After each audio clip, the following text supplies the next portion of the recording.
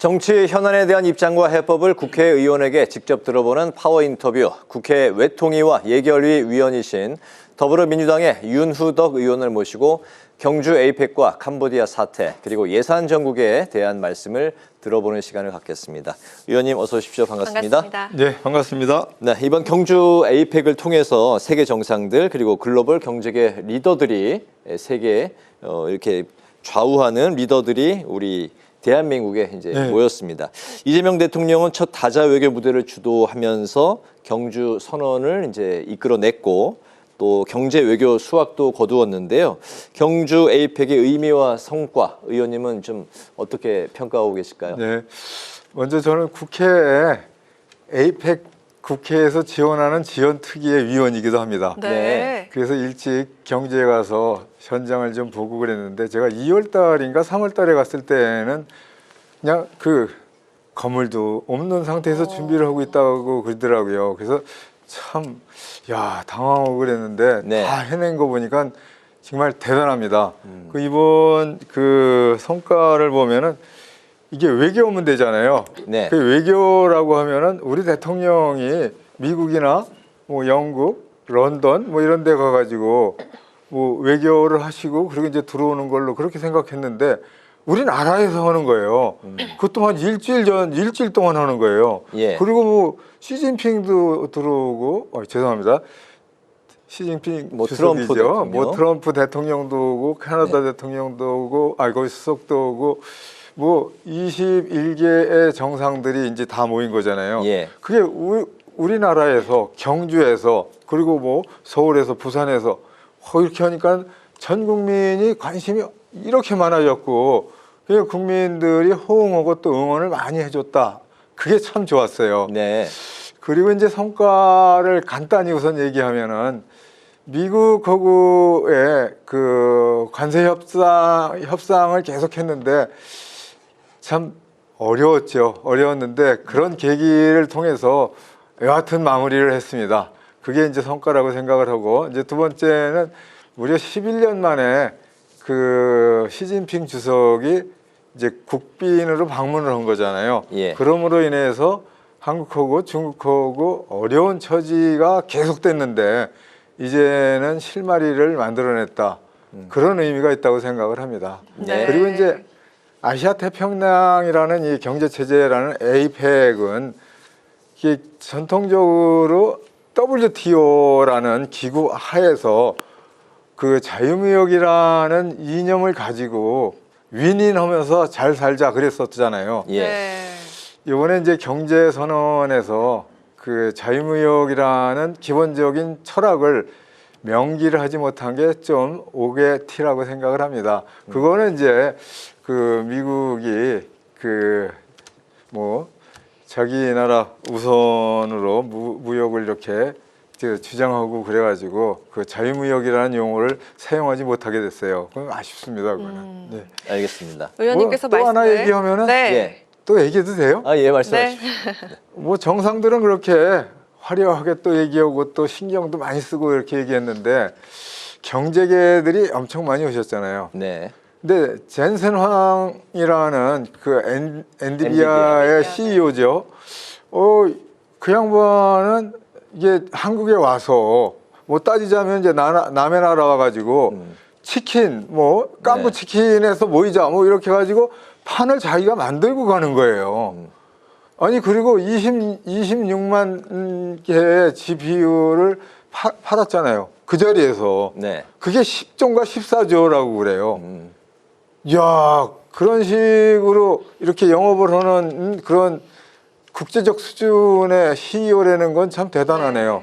우리 이재명 대통령께서도 그런 정도의 정치인으로 해낸 것 같다고 생각합니다. 정말 그 성과가 참 많았다 이렇게 볼 수 있는데요.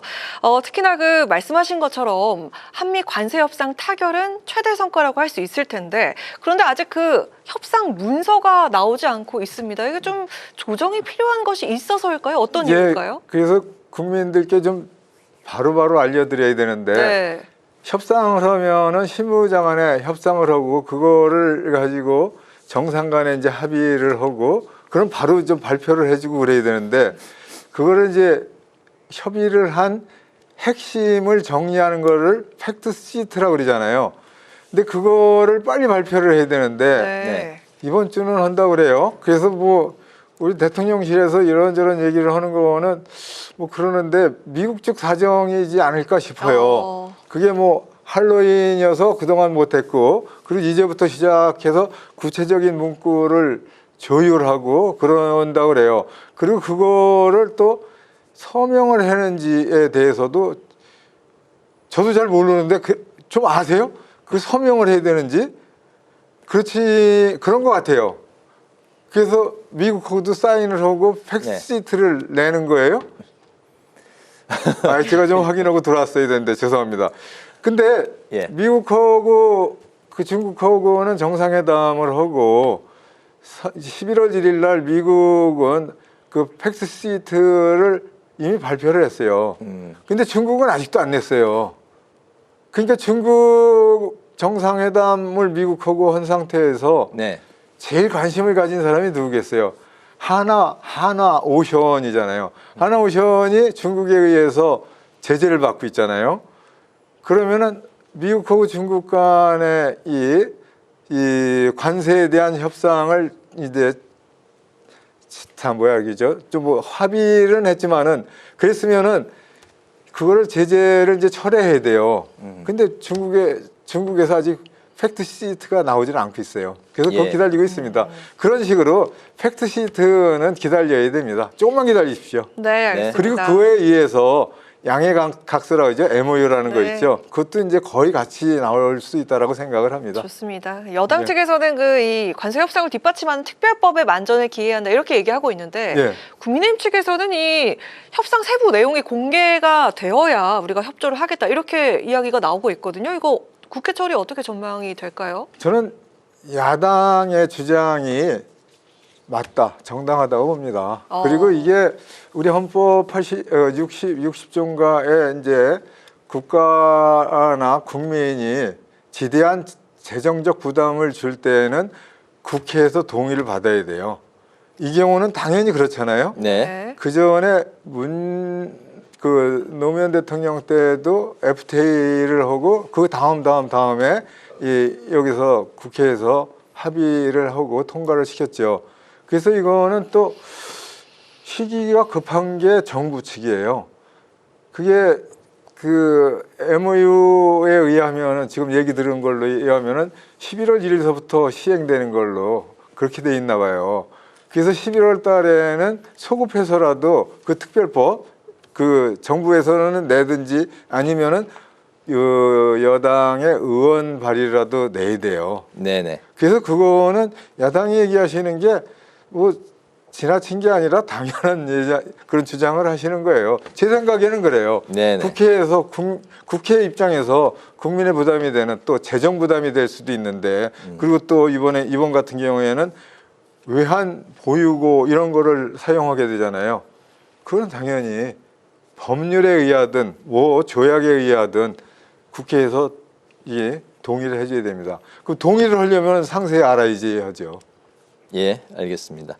이번 그 한미 정상회담에서의 뜻밖의 성과로 이제 꼽히는 게 핵 추진 잠수함 승인을 미국 측으로부터 이제 끌어낸 점인데 대한민국의 핵 추진 잠수함 보유국이 된다는 게 이게 이제 좀 어떤 의미를 갖고 있는 것인지 그렇다면 중국과 북한의 반발도 예상되는데요. 이 포함해서 좀 말씀 들어볼까요? 제가 첫날에 그게 한국이 핵 추진 잠수함을 승인받았다고 그러니까는 야 이게 진짜 됐나? 진짠가? 이런 생각이 좀 들었어요. 저는 국방위원을 한 4년 정도 했어요. 그래서 이제 그쪽 해군 쪽의 수거는 이제 그런 그 핵 추진 잠수함 계속 얘기를 하고 주장을 하고 했었죠. 그래서 노무현 대통령 때서부터 계속 그런 주장이 있었습니다.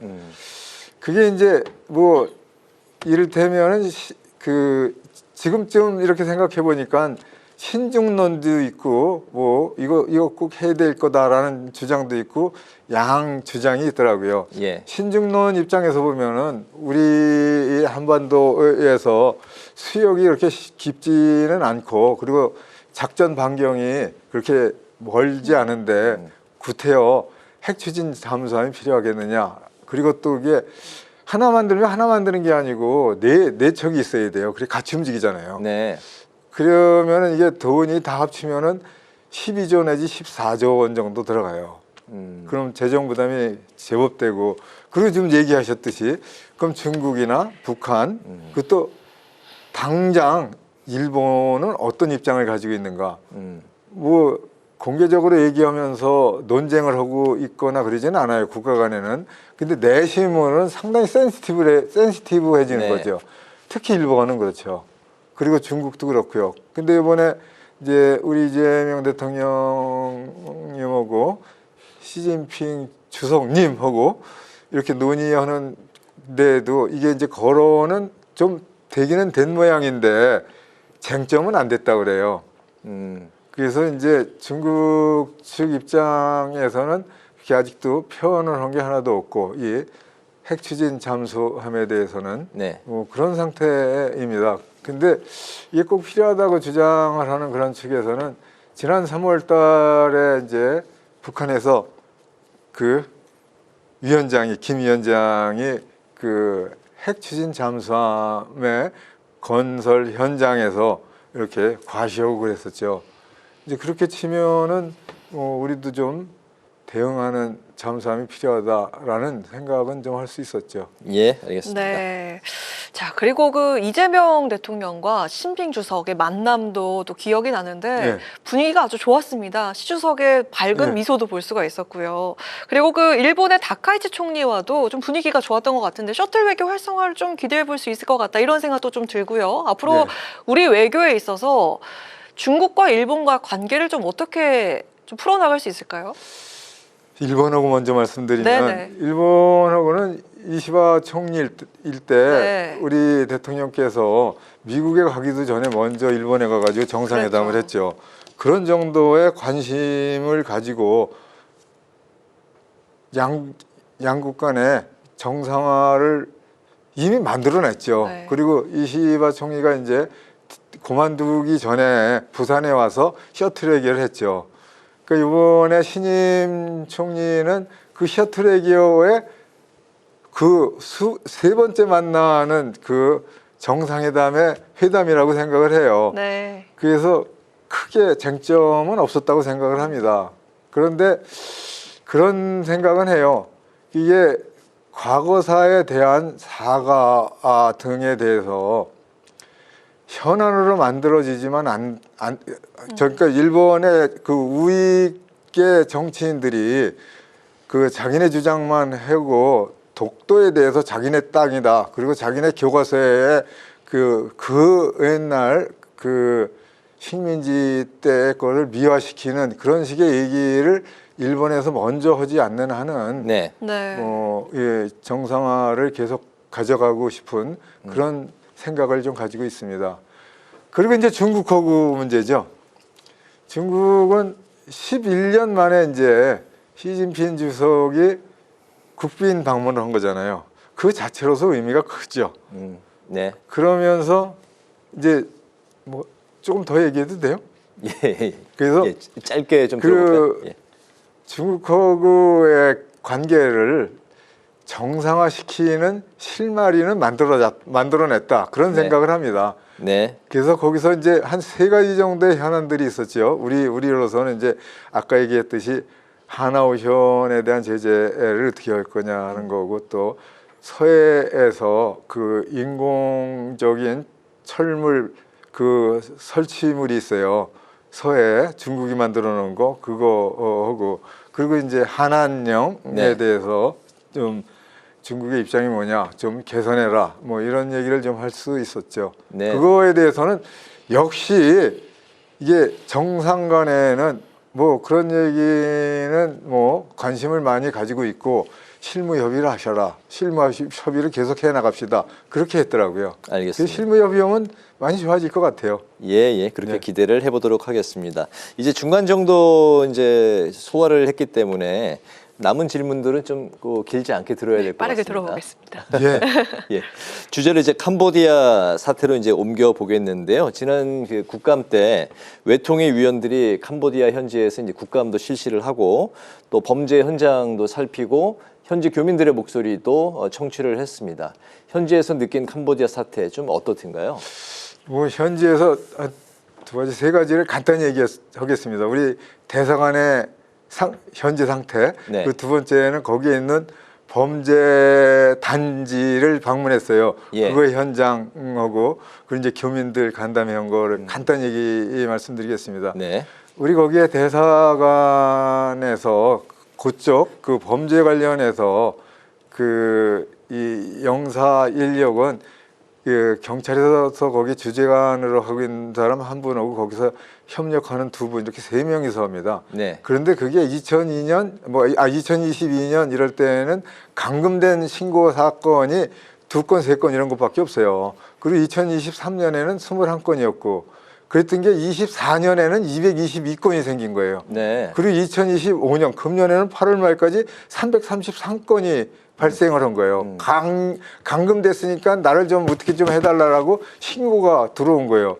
그러니까 세 사람이 해낼 수가 없는 거예요. 네. 그래서 한 명을 투입하고 뭐고 했는데 사실상 해낼 수 없는 업무를 오버시키는 아예 시스템이 마비가 된 그런 상황이더라고요. 네. 근데 그런 대사관에 대해서 지원을 제대로 못하면서 참 뭐 대사관에서 문전박대를 하고 뭐 출동도 안 해주고 그랬다고 엄청 욕하고 그랬잖아요. 이 자리에서 지금도 말씀드립니다. 죄송합니다. 대사관에 그랬던 상황이었고 그 두 번째는 그런 범죄 단지를 이제 방문했어요. 방문이 아니죠. 거기 갔죠. 갔더니 이렇게 그 자리에는 전화방이 하나, 둘, 셋, 넷, 다섯, 여섯 이렇게 쫙 있어요.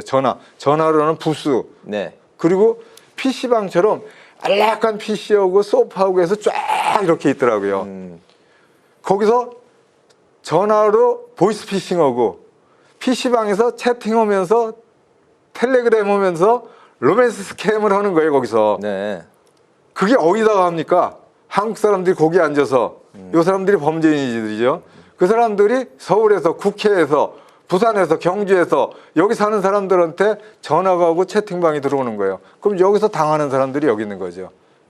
그런 현장이고 또 그리고 교민들은 거기에는 왜 이렇게 여행 금지를 이렇게 내려가지고 여행을 오지 못할 정도로 어려운 그런 나라다라고 해버렸다. 그래서 자기네가 사업을 할 수가 없다라는 거예요. 그래서 그거 좀 하향시켜달라는 거고 또 하나는 이제 코리안 데스크라는 게 있어요. 경찰이 현지 경찰하고 협의하는 방식이 데스크, 그러니까 코리안 데스크라는 게 있습니다. 그쪽 조직에 들어가서 상주하는 방식 그런 걸 꼭 해달라 그런 요구가 있었습니다. 네. 또 다음 질문 역시 짧게 들어볼 텐데 우리 청년들이 그곳으로 또 향하는 것에 대한 문제도 있을 텐데요. 네. 자, 이런 것들 좀 어떤 노력이 필요할지 들어보고 싶은데 이 대통령이 캄보디아와의 또 정상회담을 통해서 11월부터는 코리아 전담반을 가동하기로 했습니다. 좀 어떤 효과를 기대해 볼 수 있을까요? 우리 이재명 대통령께서 이제 그쪽 캄보디아의 정상하고도 이렇게 했죠. 말레이시아에서. 그런데 이제 경찰력이 캄보디아에 가서 한국 범죄인을 우리가 수사해서 잡아오면 제일 좋죠. 근데 엄연한 독립국가잖아요. 거기에 우리의 경찰력이 안 되는 거예요. 그쪽의 주권의 문제이죠. 네. 역시 외교적으로 해야 되는 거예요. 그런 면에서 이제 경찰과의 협력을 하는 거는 좋은데 그거는 협력이지 우리의 경찰력을 거기 가서 직접 할 수는 없다라는 한계가 있어요. 그런 의미에서는 상당히 변화가 될 수가 있는 게 이번에 중국 시진핑 주석하고 MOU를 한 거에서 7번째에 그게 있죠. 그게 보이스피싱하고 온라인 스캠 사기를 하는 거에 대해서 공동 대응한다라고 우리 경찰하고 그쪽의 공안하고 MOU를 맺었어요. 딱 사인을 했어요. 네. 그래서 공동으로 하기로 했어요. 그리고 캄보디아나 동남아 지역에서의 그런 온라인 또 이렇게 이 사이버로 이렇게 하는 범죄의 대부분은 중국의 범죄 조직이고 거기에 자본 가지고 하는 거예요. 네. 그러니까 중국이 실제 움직이고 있고 그거를 우리가 정상 간에 MOU를 맺었다는 거는 상당히 큰 의미가 있어요, 이거는. 네. 그래서 이번에 제대로 그 범죄단체의 이 우두머리를 좀 제대로 잡아내고 그렇게 해서 척결을 하면은 좀 많이 좋겠습니다. 네, 알겠습니다. 다시 이제 국내 정치로 돌아오겠습니다. 의원님께서 현재 예결위에서 이제 활동을 하고 네. 계신데요. 국회가 이제 이번 주에 국감을 마무리 짓고 예산 전국에 이제 돌입하게 됩니다. 내일 이재명 대통령의 예산안 시정연설이 있습니다. 728조 예산 일명 예산 전쟁으로도 이제 불리게 되는데 그만큼 이제 여야 간의 치열한 공방이 예상이 되고 네. 있습니다. 의원님께서는 예산 예결위에서도 활동하고 네. 계시고 어떤 부분에 중점을 두고 심사에 임하실 각오이실까요? 근데 이게 확장 재정이라는 거는 분명합니다. 네, 그리고 부채가 늘어나는 거 맞습니다.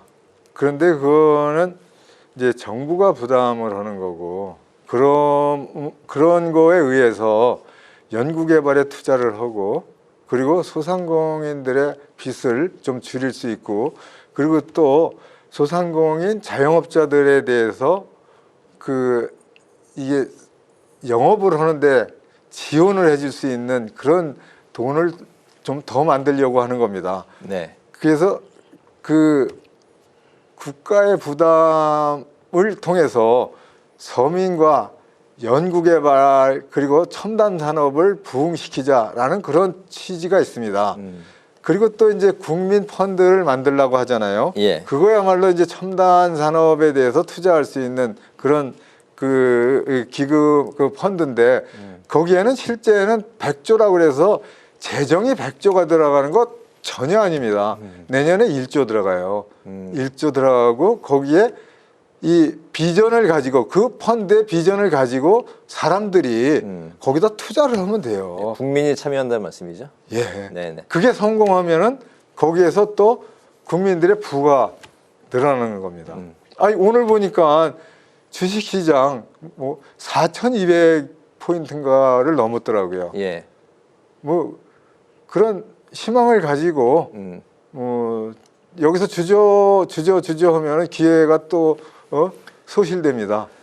그 내년 예산 이거는 그 투자와 희망의 예산이라고 생각을 합니다. 네. 네, 의원님께서는 파주갑의 4선 의원이자 또 정책통으로 평가받고 계신데 네. 자, 마지막으로 앞으로의 의정활동 계획에 대해서 아주 짧게 한 1분 안쪽으로 듣고 마무리할 수 있을까요? 제 지역 파주가 제가 태어났을 때는 농업 지역이었어요. 네. 그리고 군사 지역이었어요. 그런데 지금은 산업 도시가 됐죠. 그리고 또 문화 도시가 됐어요. 그런 의미에서 이제는 문화의 힘으로 먹고 살 수 있는 그런 정책을 좀 많이 만들었으면 좋겠어요. 예, 제 생각은 좀 그렇습니다. 그런 데에서 또 중요한 것은 네. 역시 서울로 빨리 진입할 수 있는 교통 문제도 더 확보해야 합니다. GTX 문제도 뭐 그 지금 예, GTX 확보가 되고 있는 는 상황이죠. 네. 거기서 타면은 21분 만에 서울역까지 도착을 합니다. 그러니까 교통혁명이 일어나는 거죠. 그래서 토요일 날, 일요일 날 초등학생들이 엄마 아빠한테 남대문 가서 그 떡볶이 좀 먹자 뭐 그런 사람들이 있더라고요. 예. 근데 거꾸로 그럼 서울에 있는 초등학생도 야 파주에 볼 수 있는 먹거리가 많다. 그럼 올 거예요. 오고 네. 있습니다. 알겠습니다. 제가 이제 파주 바로 옆 동네에 살고 있기 때문에 파주의 발전상을 어느 누구보다도 바로 옆에서 목격을 하고 있습니다. 옆 동네에서 아예 이사 오십시오. 알겠습니다. 예, 파주로 이사 오시길 부탁드리겠습니다. 네, 파워 인터뷰 이제 마칠 시간이 됐습니다. 오늘은 더불어민주당 윤후덕 의원을 모시고 여러 정치 현안에 관한 말씀을 들어봤습니다. 오늘 말씀 잘 고맙습니다. 들었습니다. 예, 감사합니다.